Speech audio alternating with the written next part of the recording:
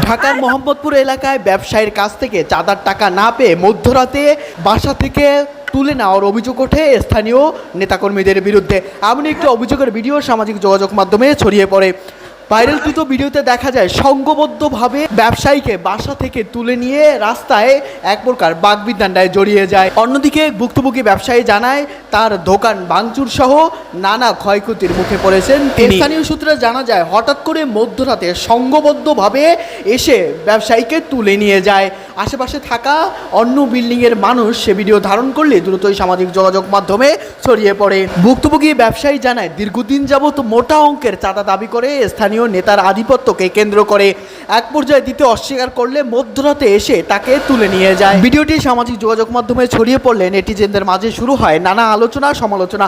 কেউ কেউ বলেন বাংলাদেশের নানা প্রান্তরে এভাবেই দীর্ঘদিন ধরে চাঁদাবাজি চলছে বিভিন্ন অবৈধ দখলদারি, এমন নানা অভিযোগ অনেকেই তুলে ধরেন। কেউ কেউ ভিডিও চিত্র এবং পিকচার দিয়ে লিখেন আমাদের এলাকায় এভাবেই চাঁদাবাজি চলে। শুধু ঢাকার মোহাম্মদপুর নয়, বাংলাদেশের নানা প্রান্তরে চলছে এভাবেই। প্রকাশ্যে বিভিন্ন স্থানীয় নেতার আধিপত্যকে কেন্দ্র করে চাঁদাবাজি, চাঁদার টাকা দিতে অস্বীকার করলে বাগবিতণ্ডা, আবার কখনো কখনো দোকান ভাঙচুর, অন্যদিকে দেওয়া হয় প্রাণনাশের হুমকি পর্যন্ত।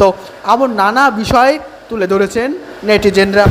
ঢাকার মোহাম্মদপুর এলাকায় ব্যবসায়ীর কাছ থেকে চাঁদার টাকা না পেয়ে মধ্যরাতে বাসা থেকে তুলে নেওয়ার অভিযোগ ওঠে স্থানীয় নেতাকর্মীদের বিরুদ্ধে।